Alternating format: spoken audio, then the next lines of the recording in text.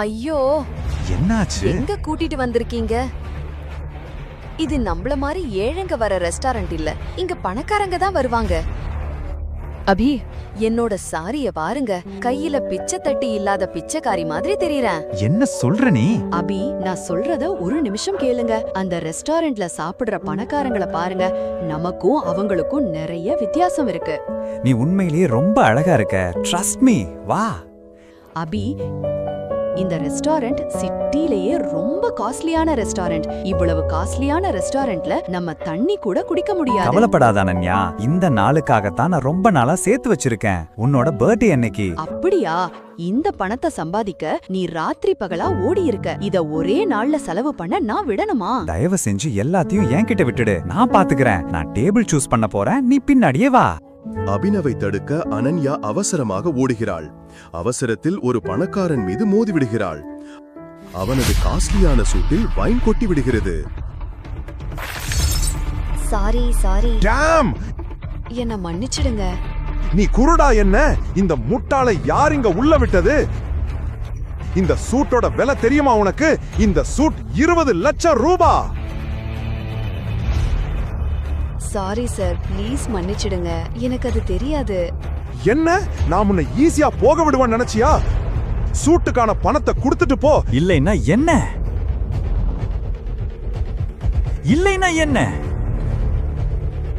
ஓ wow, இவன் இன்னொரு பரதேசி மாதிரி இருக்கான். இந்த ரெஸ்டாரண்டோட ஸ்டாண்டர்ட் ரொம்ப குறைஞ்சு போச்சு. ஒழுங்கா என் வைஃப் கிட்ட இப்பவே மன்னிப்பு கேளு. ப்ளீஸ். நான் மன்னிப்பு கேட்கணுமா? நான் யாருன்னு உனக்கு தெரியுமா? கேளுங்க, மன்னிப்பு கேட்டுட்டு இங்க இருந்து போயிடுவோம். இவரு சிங்கானியா இண்டஸ்ட்ரியோட ஓனர். உனக்கு புரியலையா? என் வைஃப் கிட்ட மன்னிப்பு கேளு. இல்லன்னா என் வைஃப் கிட்ட மன்னிப்பு கேட்காத இந்த நாளை நீ எப்பவும் மறக்க மாட்ட. அந்த பணக்காரன் அபினவ் சொன்னதை கேட்டு கடும் கோபமடைகிறான். மொத்த ரெஸ்டாரண்டும் அவர்களை வேடிக்கை பார்த்து கொண்டிருந்தது. நான் இந்த சிட்டியோட மிக பெரிய வைர வியாபாரி. மக்கள் செல்வாக்கு, பணம், மினிஸ்டர்ஸ் எல்லாரும் என் பாக்கெட்ல இருக்காங்க. நான் நினைச்சா ஒரே சொடுக்குல நீங்க இருந்த இடம் தெரியாம அழிக்க முடியும். நான் ஒரு விரல சுடுக்குனா போதும், உன்னோட மொத்த பிசினஸும் தரமட்டமாயிடும். அந்த மனிதர் அபினவ் என்ன சொல்ல வருகிறான் என்பதை புரிந்து கொள்வதற்கு முன்பே அபினவ் தன் போனை எடுத்து யாருக்கோ ஒரு மெசேஜ் அனுப்பினான். அடுத்த நொடியே அந்த பணக்காரனுக்கு ஒரு கால் வந்தது. அவன் அதிர்ச்சி அடைந்தான். வாட்? டாட், இதெல்லாம் எப்படி சாத்தியம்?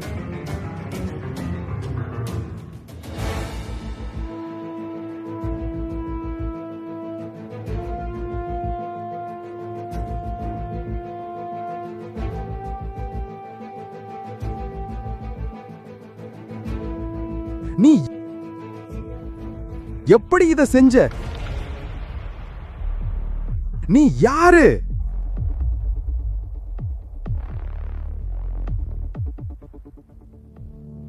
அபினவ் ஒரு ஏழை மருமகன். வேலைக்காரனை போல வீட்டு வேலைகள் அனைத்தையும் செய்தான். இன்று அவன் யாரையோ பார்க்க போக வேண்டியிருந்தது. ஆனால் அவன் மாமியார் ஷர்மிளா அவனுக்காக வேறு சில திட்டங்களை வைத்திருந்தாள். ஹலோ யூஸ்லெஸ் மாப்ள, இங்க வந்து என் காலை பிடிச்சு விடு, ரொம்ப வலிக்குது. அத்தை, நான் அவசரமா ஒரு இடத்துக்கு போகணும். போயிட்டு வந்து உங்க காலை பிடிச்சு விடுறேன். ஏன் நில்ல? இன்னைக்கு வரைக்கும் நீ எதுவும் சம்பாதிக்க துப்பில்ல. என் பொண்ணு சம்பாதிக்கிற காசுல தான் நீ வாழற. நீ யாரையும் முக்கியமா பார்க்க போகணுமா? அப்போது அபினவின் மனைவி அனன்யா அங்கே வருகிறாள். இங்க என்ன நடக்குது? காலையில என்ன இவ்வளவு சத்தம்? காலையில நான் சத்தம் போடல, உன் யூஸ்லெஸ் ஹஸ்பண்ட் தான் சத்தம் போட வைக்கிறான். உன் முட்டாள் தாத்தா தான் இவனை உனக்கு ஃபோர்ஸ் பண்ணி கல்யாணம் பண்ணி வச்சுட்டாரு. அது மட்டும் என் இஷ்டப்படி நடந்திருந்தா அப்பவே இவனை உதைச்சு வெளியில தள்ளி இருப்பேன். அபினவ், நீ எங்க வேணா போ, ஆனா முதல்ல இவங்க வேலைய முடிச்சிட்டு போ. இல்ல அனன்யா, ஐ எம் சாரி, நான் போயே ஆகணும். அவன் அங்கிருந்து கிளம்புகிறான். இதை பார்த்த ஷர்மிளாவின் கோபம் உச்சத்தை அடைகிறது. அபினவ் தன் மாமியாரின் கோபத்திலிருந்து எப்படி தன்னை காப்பாற்றப் போகிறான்? அபினவ் இன்று அவளின் கோபத்தால் பிரச்சனையில் சிக்கப் போகிறானா? சிறிது நேரம் கழித்து அபினவ் சென்னையின் பெரிய 5 ஸ்டார் ஹோட்டல் சாஃபயரை அடைகிறான். ஆனால் அங்கேயும் அவனை யாரும் சரியாக வரவேற்கவில்லை.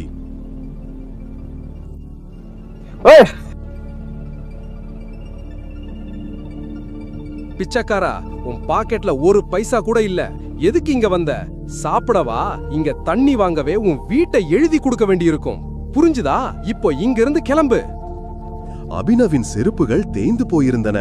அவனது சட்டை கிழிந்திருந்தது. ஹோட்டல் செக்யூரிட்டி அவனை தடுத்து நிறுத்தி அவனது நிழல் கூட ஹோட்டல் மீது விழவிடவில்லை. நான் இந்த ஹோட்டல் ஓனர் மிஸ்டர் அக்ரமா மீட் பண்ண வந்திருக்கேன். என்ன சொன்ன? அக்ரம் சார் உன்னை பார்க்க விரும்புறாரா?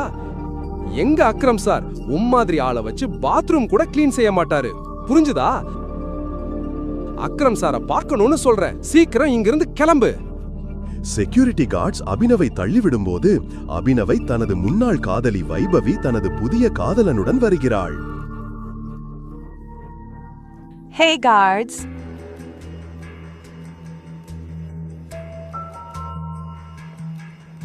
இந்த பிச்சைக்காரங்களை இப்படி விரட்டக்கூடாது. பாவம், எத்தனை நாளா சாப்பிடாம இருக்கான்னு தெரியல. ஒன்னு பண்ணுங்க, ஹோட்டல்ல மிச்ச மீதி சாப்பாடு கண்டிப்பா இருக்கும். அதை இவனுக்கு கொடுங்க. இவன் ரொம்ப நாளா பசியில இருக்கான் போல. சில நாட்களுக்கு முன்புதான் வைபவி அபினவுடன் பழகிக் கொண்டிருந்தாள். ஆனால் இன்று அவள் அவனை எல்லோர் முன்னிலையிலும் ஒரு பிச்சைக்காரனை போல் நடத்துகிறாள். இந்த முட்டாள் உன் பாய் ஃப்ரெண்டா இருந்தான்னு என்னால நம்பவே முடியல. தேவேந்திராவுடைய இந்த வார்த்தையை கேட்டு அபினவின் கோபம் உச்சத்தை அடைந்தது. ஆனால் அவன் ஏதோ சொல்ல வருவதற்கு முன் ஒரு லக்ஸுரி கார் அங்கே வந்தது. அக்ரம் சார் வந்துட்டாரு. கார் கேட்டில் நின்றவுடன் அங்கிருந்த செக்யூரிட்டி அனைவரும் காரை நோக்கி ஓட ஆரம்பித்தனர். ஹோட்டல் உரிமையாளர் அக்ரம் அந்த காரிலிருந்து இறங்குகிறார். அக்ரமின் பார்வை அபினவை சுற்றி நின்ற கூட்டத்தின் மீது விழுகிறது. அக்ரம் தனது செக்யூரிட்டியிடம் ஹோட்டல் லாபியில் உள்ள கூட்டத்தை பற்றி கேட்கிறார். ஹோட்டல் லாபில ஏன் இவ்வளவு கூட்டம்? தெரியல சார், பிச்சைக்காரன் வந்திருக்கான், நீங்க பார்க்க வர சொன்னதா சொல்றான். என் ஹோட்டல்ல இப்படிப்பட்ட ஆளுங்களை விடாதீங்கன்னு எத்தனை தடவை சொல்லியிருக்கேன். அவனை தூக்கி வெளியே போடுங்க. Okay sir. God knows.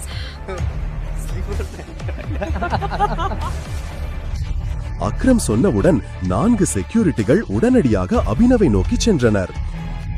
அவர்கள் அபினவை அக்ரம் நிற்கும் இடத்திற்கு முன்பே அழைத்துச் சென்றனர். அப்போது அக்ரமின் பார்வை அபினவ் கையில் அணிந்திருந்த மோதிரத்தின் மீது விழுந்தது. அதன் பிறகு நடந்தது அத்தனையும் பார்த்த அனைவரும் அதிர்ச்சி அடைந்தனர். அவனை விட்டுடுங்க. பட் சார், மோதிரத்தை பார்த்தவுடன் அக்ரம் செக்யூரிட்டியை தடுத்து நிறுத்தினார்.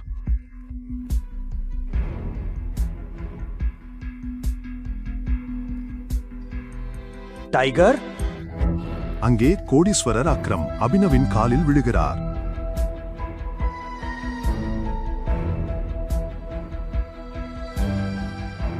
உங்களை என்னால அடையாளம் கண்டுபிடிக்க முடியல. ப்ளீஸ் என்ன மன்னிச்சிடுங்க டைகர். சிட்டியின் மிகப்பெரிய தொழிலதிபர் ஏன் அபினவ் காலில் விழுந்தார்? அந்த மோதிரத்தின் ரகசியம் என்ன? அந்த ரகசியம் எல்லோருக்கும் வெளிப்படுமா?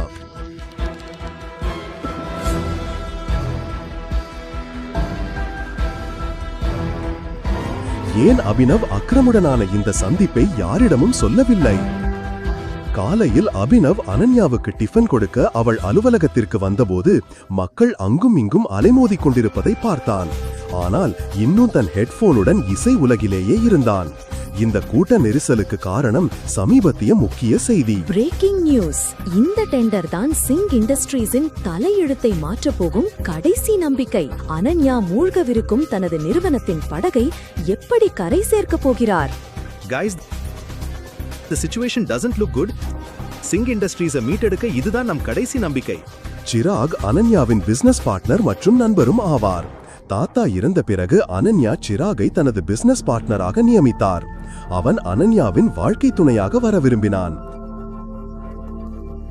ஆனால் தாத்தா இறக்கும் முன் அனன்யாவை கட்டாயப்படுத்தி ஒரு சாதாரண டெலிவரி பாயான அபினவுக்கு திருமணம் செய்து வைத்தார்.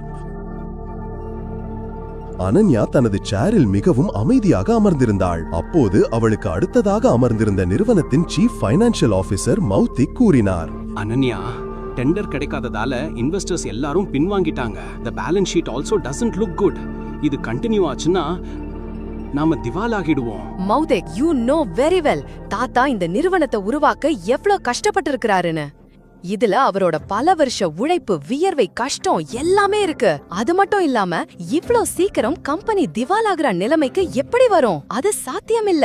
ஏதாவது ஒரு வழி இருக்கணும். அனன்யா, உங்க தாத்தா இருந்தப்போ நம்ம கிட்ட ரொம்ப ஸ்ட்ராங்கான அசோசியேட்ஸ் இருந்தாங்க. அதுக்கப்புறம் சிராகோட இன்ஸ்ட்ரக்ஷன்ஸ் படி நாங்க அவங்களோட டீல்ஸை ஸ்டாப் பண்ணிட்டோம். ஓ நவி சார், நாட் அகேன்.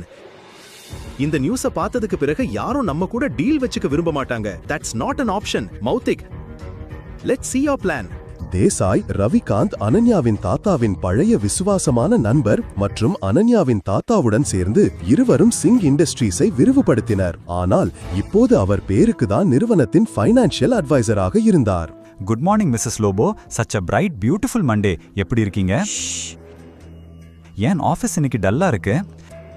நீ எப்பவும் வேலைக்கார மாதிரி வீட்டு வேலை தான் செய்வியா?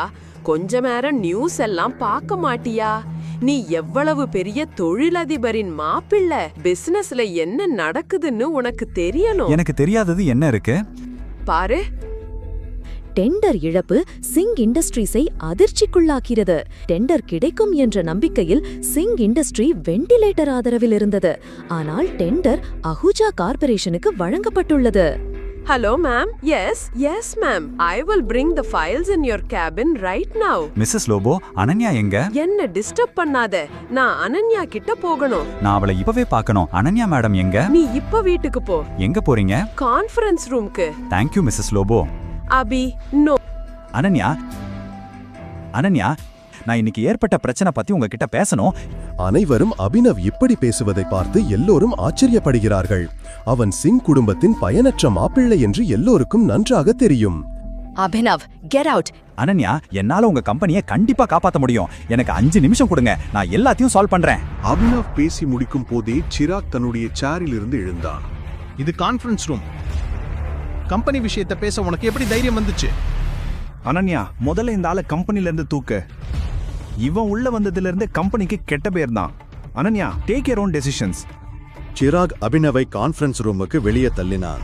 செக்யூரிட்டி, தாளை புடிச்சு வெளியே தள்ளுங்க. வெளியே இருந்தவர்கள் அபினவின் நிலையை பார்த்து பரிதாபப்படத் தொடங்கினர். லோபோ சிராகிடம் கேட்டுக்கொண்டார். Sir, I will take care of this matter. You can go inside for the meeting. சரி. ஓ, நீங்க ஃபைல்ஸை கொண்டு வந்துட்டீங்களா? கொடுங்க. கோபத்தில் கொதித்துக் கொண்டிருந்த சிராக் திரும்பி கான்ஃபரன்ஸ் ரூமுக்குள் சென்றான். Leave him. இவர் ஒண்ணு திருட இல்ல. இவர் உங்க அனன்யா மேடமோட ஹஸ்பண்ட், சிங் குடும்பத்தோட மாப்பிள்ளை. இதெல்லாம் உங்களுக்கு மறந்து போச்சா என்ன? Thank you Mrs Lobo. எனக்கு உங்ககிட்ட கிடைக்கிற மரியாதை அனன்யா கிட்டயும் அவங்க அம்மா கிட்டயும் கூட கிடைக்கிறது இல்ல. You idiot. Come with me right now.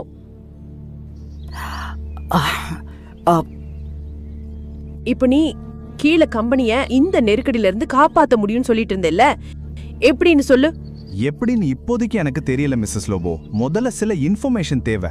அதை இல்லாம நான் ஒன்றும் பண்ண முடியாது. என்ன மாதிரி இன்ஃபர்மேஷன்? எனக்கு இந்த கம்பெனியோட இன்வெஸ்டர்ஸோட டீடைல்ஸ் வேணும், ஷேர் ஹோல்டர்ஸ் லிஸ்ட் வேணும். அப்பதான் என்ன பண்ணலாம்னு யோசிக்க முடியும். அபி, இப்பதானே பார்த்த, இவ்ளோ நடந்த அப்புறம் கம்பெனில எந்த எம்ப்ளாயும் உனக்கு ஹெல்ப் பண்ண மாட்டாங்க. அப்புறம் எப்படி நடக்கும்? ஒரு ஆள் இருக்கார், அவர் உனக்கு ஹெல்ப் பண்ணலாம். யாரு? ரவிகாந்த் தேசாய் சார். அவர் அனன்யா தாத்தாவுக்கு ரொம்ப க்ளோஸ். அது சரிதான். ஆனா இப்ப சிராக் எல்லாரையும் ஓரமா வேஸ்ட் மாதிரி ஒதுக்கி வச்சுட்டானே. ரவிகாந்த் தேசாய் சார், அவரு அனன்யா தாத்தாவுக்கு ரொம்ப close. Ravikant Desai is a chain smoker. 1 மணி நேரத்துக்கு ஒரு தடவை சிகரெட் பிடிக்க வருவார். நீ இங்கேயே வெயிட் பண்ண. அவர் வந்ததுக்கு அப்புறம் அவர்கிட்ட பேச ட்ரை பண்ண. அவரை முழுசா கன்வின்ஸ் பண்ண ட்ரை பண்ண. I am sure you can do it. Okay, இப்ப நான் போகணும். All the best.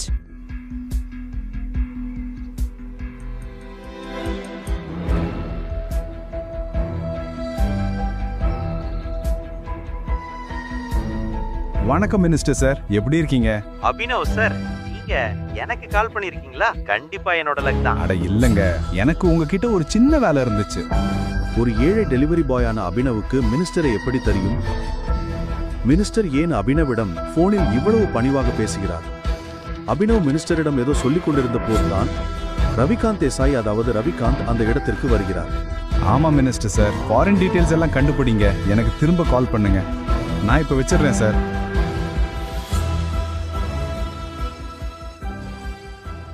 ஆமா ரவிகாந்த் சார், சிங் இண்டஸ்ட்ரீஸ் அப்புறம் ஏகே பிரைவேட் லிமிடெட் கூட மெர்ஜ் ஆனா எப்படி இருக்கும்? ஏகே பிரைவேட் லிமிடெடா? அவங்க எல்லாம் எங்க ரொம்ப பழைய அசோசியேட்ஸ் ஆச்சே. ஆனா அபினவ், உனக்கு அவங்கள பத்தி எப்படி தெரியும்?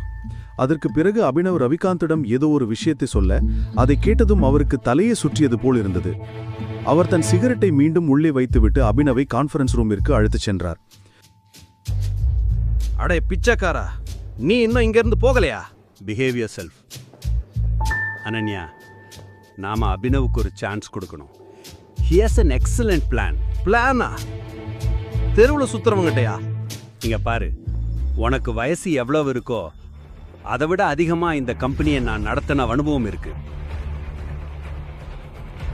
நாம அபினவ் சொல்றத கேட்கணும். அவன் சொல்றதுல ஒரு பாயிண்ட் இருக்கு.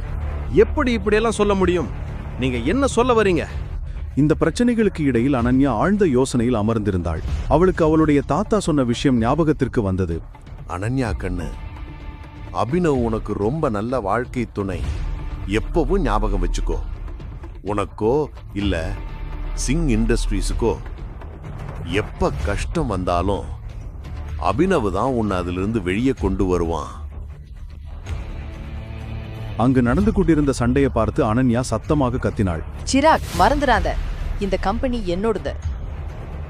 எந்த டிசிஷன் எடுக்கிறதுக்கும் எனக்கு இங்க பவர் இருக்கு. Sit down.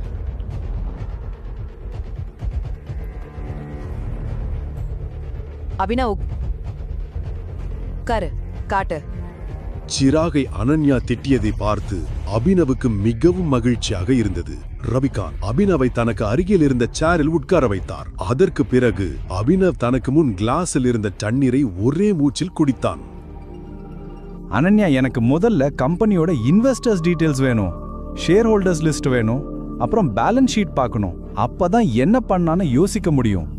This is too much. நாம இப்படி யாரோ ஒருத்தர்கிட்ட நம்ம கம்பெனியோட டீடைல்ஸை கொடுக்க முடியாது. மௌத்திக், லேப்டாப் பாஸ் பண்ணுங்க. இன்னும் இந்த கழுத பேசுறத கேட்டுக்கிட்டு இருக்கியா? போதும், நிறுத்து.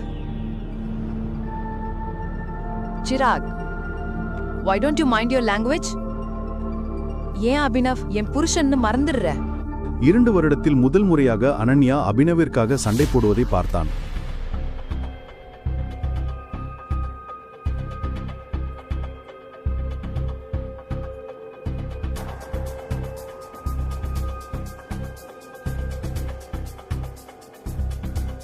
அனன்யா, எனக்கு ஸ்டேட்மெண்ட்ஸ்ல நிறைய முறைகேடுகள் தெரியுது. நம்ம இன்வெஸ்டர்ஸ் வெளியே போனதுக்கு ஒரு பேட்டர்ன் இருக்கு. பேலன்ஸ் ஷீட்ல நிறைய டிரான்சாக்ஷன்ஸ் இருக்கு. அதுல எனக்கு நிறைய சந்தேகம் இருக்கு. ஏதோ உளறிட்டு இருக்க. இதெல்லாம் வெறும் வாயால சொல்றதுதான். கம்பெனியை எப்படி திவாலாகாம காப்பாத்துவ? டவுன் ஆயிட்டு இருக்கிற ஷேர் வேல்யூஸை எப்படி கண்ட்ரோல் பண்ணுவ அபினவ்? அனன்யா, நாம கம்பெனியோட ஷேர்ஸை பைபேக் பண்ணணும். Brilliant idea. என்ன அபினவ், இதெல்லாம் நாங்க டிஸ்கஸ் பண்ணிருக்க மாட்டோம்னு நினைச்சியா? அபினவ், நம்ம கிட்ட ஃபண்ட்ஸ் எங்க இருக்கு? Yeah right, okay. Let me make a call. அதற்கு பிறகு அவன் போனில் சொன்ன விஷயத்தை கேட்டு அனன்யா உட்பட அனைவருக்கும் தலையை சுற்றுவது போல் இருந்தது. சிராக் மற்றும் மௌத்திக்கின் கண்கள் அசையாமல் அபினவியே பார்த்து கொண்டிருந்தன. எஸ் மிஸ்டர் அக்ரம், நான் சொல்றது நல்லா கேளுங்க. ஏகே பிரைவேட் லிமிடெட் அக்கவுண்ட்ல இருந்து சிங் இண்டஸ்ட்ரீஸ் அக்கவுண்ட்டுக்கு இப்போவே 500 crores டிரான்ஸ்ஃபர் பண்ணுங்க. ரெண்டாவது விஷயம், ஏகே பிரைவேட் லிமிடெட் அப்புறம் சிங் இண்டஸ்ட்ரீஸ் மர்ஜரை இப்போவே பப்ளிக்கா அனௌன்ஸ் பண்ணுங்க. ஆமா, அஹூஜா கார்பரேஷன்ஸ் இருக்கிற எல்லா ஷேர்ஸையும் வாங்கிடுங்க, சீக்கிரம். ரவிகாந்த் அபினவ் பேசியதை கேட்டு புன்னகைத்துக் கொண்டிருந்தார். ஆனால் அனன்யா அபினவின் பேச்சை கேட்டு ஆச்சரியத்தில் உறைந்தாள். வீட்டோடு மாப்பிள்ளையாக இருக்கும் கணவன் இவ்வளவு பெரிய கம்பெனி ஓனரிடம் பேசி சிங் இண்டஸ்ட்ரீஸ் மர்ஜரை எவ்வாறு முடித்தான் என்று நம்ப முடியாமல் திளைத்தாள். அபினவ், நீ யாரு? சிரித்துக்கொண்டே அபினவ் அனன்யாவை பார்த்தான். ஆனால் எந்த பதிலும் சொல்லவில்லை. அபினவ் கத்திக்கொண்டே திடீரென்று தூக்கத்திலிருந்து எழுந்து விட்டான். வியர்வையில் நனைந்தபடி அபினவ் தனது படுக்கையில் எழுந்து உட்கார்ந்து ஆழமாக சுவாசிக்கத் தொடங்கினான். கடந்த 18 ஆண்டுகளாக இந்த கனவு அபினவை தொந்தரவு செய்து வந்தது. அபினவ் முதலில் தனது விரலில் அணிந்திருந்த மோதிரத்தை பார்த்தான். பின்னர் குளியலறை நோக்கி சென்றான். 18 வயதில் அவன் தனது செலவுகளை தானே ஏற்கத் தொடங்கினான்.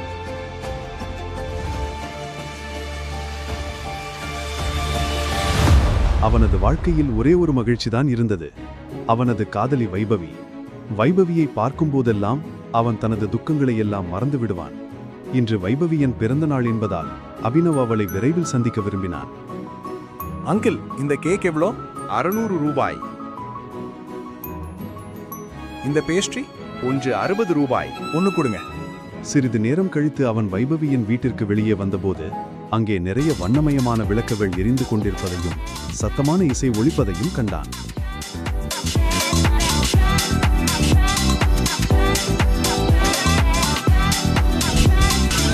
வைபவி, இதெல்லாம் என்ன?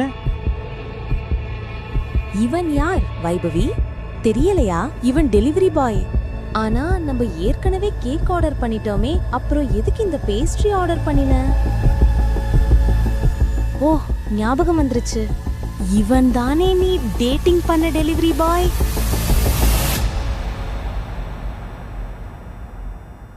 ஓ கம் ஆன் வைபவி, நீ இவ்ளோ சீப்பா நடந்துக்குவன்னு நான் நினைக்கவே இல்ல. பேப், ஹாப்பி பர்த்டே பேப். தேவேந்திரனை அபினவுக்கு நன்றாக தெரியும். அவன் ஒரு பெரிய பணக்காரரின் மகன். எப்போதும் வைபவியை சுற்றியே வட்டமிட்டுக் கொண்டிருப்பான். தேவேன் அங்கே இருப்பதைக் கண்டதும் அபினவின் மனம் வேதனைப்பட்டது. தேவேனின் கையில் ஒரு பெரிய பரிசு இருந்தது. அதற்கு முன் அபினவின் கையில் இருந்த சிறிய பேஸ்ட்ரி பை ஒன்றுமில்லை என்பது போல் தோன்றியது. நான் உன்னை பிரேக்கப் பண்றேன். வாட்? வேற என்ன? அந்த பொண்ணு எவ்வளவு நாளைக்கு இப்படி உன்ன மாதிரி ஒரு பிச்சைக்காரன் கூட பாதி பேஸ்ட்ரியை சாப்பிட்டுக்கிட்டு இருப்பா?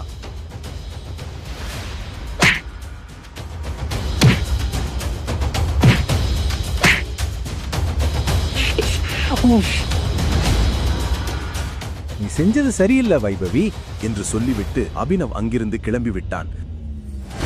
அவனது கண்களில் கண்ணீர் பெருகியது. அவனது இதயம் நொறுங்கி போயிருந்தது. ஒவ்வொரு முறை குடிக்கும் போதும் தேவேந்திரன் வைபவியின் கன்னங்களை முத்தமிடும் காட்சி அவன் கண்களுக்கு முன் வந்து போனது. இதற்கிடையில் அபினவ் சாலையில் மயங்கி கிடந்தபோது சன்னி சிங் தனது காரில் ஆத்திரத்துடன் அமர்ந்திருந்தான்.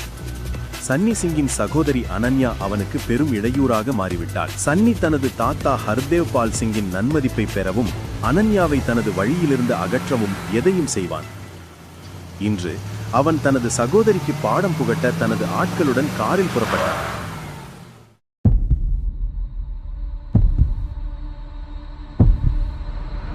சன்னியின் ஆட்கள் அபினவை தூக்கி நேராக அறை எண் 409 நுழைந்தனர். அவனோட ட்ரெஸ்ஸை கழட்டிட்டு அவனை பெட்ல படுக்க வை. அவன் ட்ரெஸ்ஸை கழட்டு என்று அவன் அவர்களிடம் மிக மெதுவாக சொன்னான். அங்கே சன்னியின் சகோதரி அனன்யா ஏற்கனவே உறங்கிக் கொண்டிருந்தாள். காலையில் அபினவ் புரண்டு படுத்தபோது அவனது கை ஒரு மென்மையான கையுடன் மோதியது. அபினவ் விழித்தெழுந்து பார்த்தான். அவன் ஒரு அந்நிய பெண்ணின் அருகில் படுத்திருந்தான்.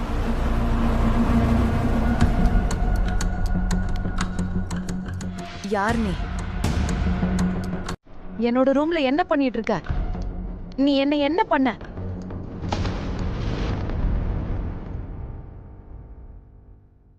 சீ சீ சீ சீ சீ, உன்னை என் தங்கச்சின்னு சொல்றதுக்கு வெக்கமா இருக்கு. உன் மேல எனக்கு முன்னாடியே சந்தேகம் இருந்தது.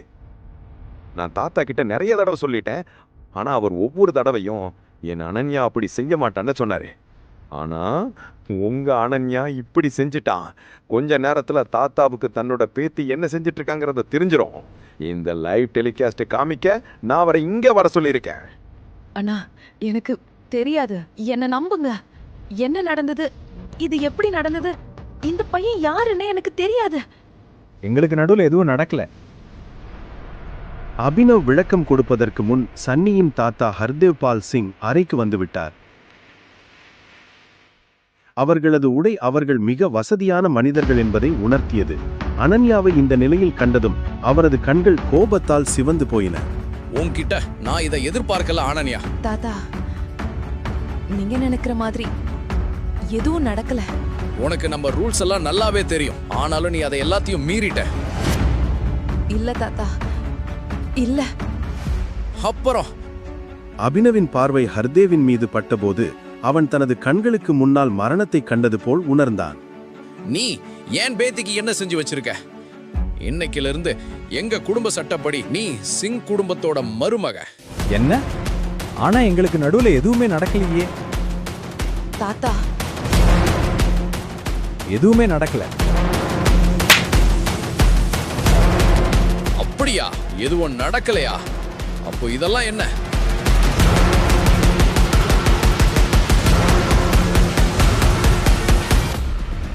அபினவ் எதையும் புரிந்து கொள்வதற்கு முன் ஹர்தேவின் ஆட்கள் அவனை தாக்கத் தொடங்கினர்.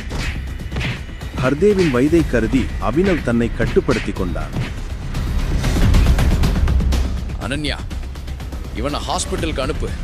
அவனும் சாயங்காலம் அக்ரமோட பார்ட்டிக்கு ரெடி ஆகட்டும். அப்புறம் அக்ரமோட பார்ட்டில இவன் உன் கூட கண்டிப்பா இருக்கணுங்கிறத ஞாபகம் வச்சுக்கோ.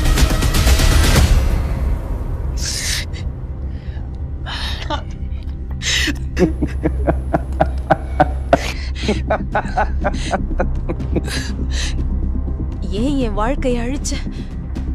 ஏன்? இந்த கேள்விக்கு அபினவிடம் எந்த பதிலும் இல்லை. அபினவ் பிறகு மாலை அக்ரமின் பார்ட்டிக்காக தயாராக ஆரம்பித்தான். அவன் ஹர்தேவ் பற்றி யோசித்துக் கொண்டிருந்தான். ஹர்தேவையும் அவனது ஆட்களையும் கண்டு அவனுக்கு பயமில்லை. ஆனால் அனன்யா ஏற்கனவே நிறைய பிரச்சனைகளில் இருந்ததால் தன்னால் அவளுக்கு மேலும் பிரச்சனைகளை ஏற்படுத்த அவன் விரும்பவில்லை. அபினவிடம் ஒரு பிளேசர் மட்டுமே இருந்தது. அதுவும் அவனது தந்தையுடையது. அது கிழிந்து சில இடங்களில் நூல் இழந்து இருந்தது. ஆனால் அபினவ் அதை அணியும் போது அதன் அழகு பிளேசரின் அனைத்து குறைபாடுகளையும் மறைத்தது. அபினவின் யூகம் சரிதான். அனன்யாவின் வீடு மிகவும் பிரம்மாண்டமாக இருந்தது. அவள் ஒரு பணக்கார குடும்பத்தைச் சேர்ந்த பெண். அனன்யாவின் செருப்பு அபினவ் ஒரு மாதம் சம்பாதிக்கும் பணத்தை விட அதிகம்.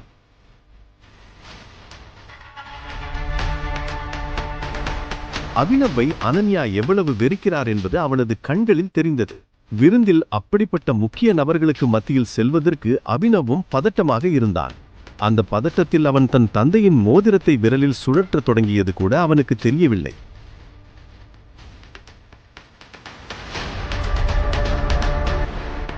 இந்த மோதிரத்தை கழட்டுங்க. பார்க்க அசிங்கமா இருக்கு. சாரி, ஆனா இந்த மோதிரம் தான் எனக்கு எல்லாமே. அக்ரமின் வீடு ஒரு கோட்டையைப் போல இருந்தது. அதை சுற்றிலும் துப்பாக்கிகளை ஏந்திய பவுன்சர்கள் இருந்தனர். அனன்யாவும் அபினவும் நுழைந்தவுடன் அவனது பார்வை தேவேந்திரன் மேல் விழுந்தது.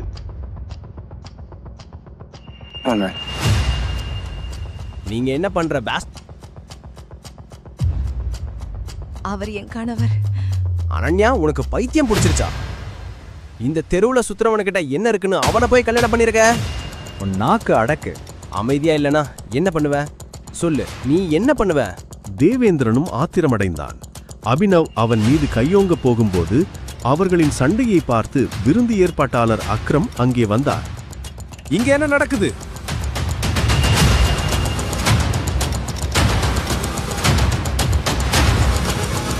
அக்ரம் சார், இவனை பாருங்க. இவன் ஒரு கிரிமினல். பார்ட்டிக்கு இன்வைட் பண்ணாமலே வந்துட்டான். இங்க வா.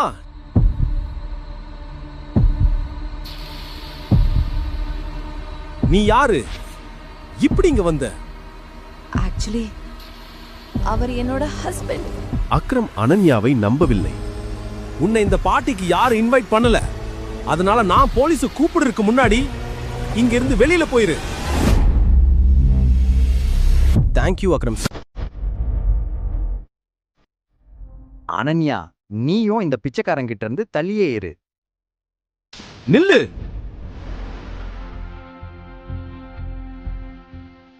அக்ரம் அபினன் மேல் நோக்கி ஓடி அவனது மோதிரத்தை பார்க்க தொடங்கினார். நான் உங்ககிட்ட தனியா ஒரு முக்கியமான விஷயம் பேசணும். எங்கிட்டியா? வாங்க. அக்ரம் அபினவின் கையை பிடித்துக்கொண்டு அவனை உள்ளே அழைத்து செல்ல ஆரம்பித்தான். அனன்யா, தேவேந்திரன், சன்னி மற்றும் விருந்திலிருந்த மற்றவர்கள் இதை பார்த்து ஆச்சரியப்பட்டனர். சிறிது நேரம் கழித்து அவர்கள் அக்ரமின் அறைக்கு வந்தவுடன் அக்ரம் கதவை மூடிவிட்டு அபினவின் அருகில் வந்து சொன்னான். உங்க மோதிரத்தை பார்க்கலாமா? எதுக்கு? பயப்படாதீங்க, நான் அதை கேட்க போறதில்ல. அதை சும்மா பார்க்கணும், அவ்வளோதான். ப்ளீஸ்.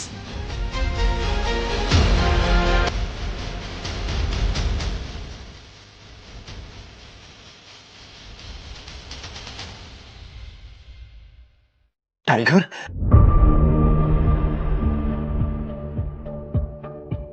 டைகர். முழு கதையையும் கேட்டு மகிழ பாக்கெட் FM APP டவுன்லோட் செய்யுங்கள்.